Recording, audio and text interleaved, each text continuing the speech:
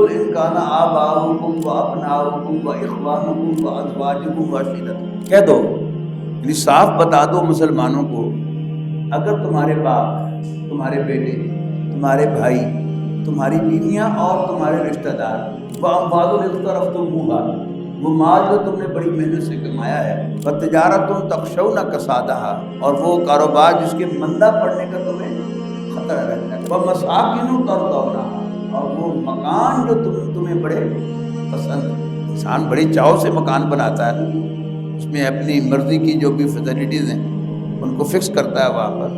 تو اگر یہ سب چیزیں احب الیکم من اللہ ورسولہ، اگر تمہیں زیادہ پسند ہیں، زیادہ محبوب ہیں اللہ اور اس کے رسول سے صلی اللہ علیہ وسلم۔ اللہ سے محبت کا ثبوت کیا ہے؟ اللہ کے رسول سے محبت صلی اللہ علیہ وسلم، اور اللہ کے رسول سے محبت کا ثبوت کیا ہے؟ وجہاد فی سبیلہ، اللہ کے راستے میں جدوجہد کرنا، اللہ کے راستے میں جہاد کرنا، ایفرٹ کرنا اس دین کے لیے جو نبی اکرم صلی اللہ علیہ وسلم لے کر آئے تھے۔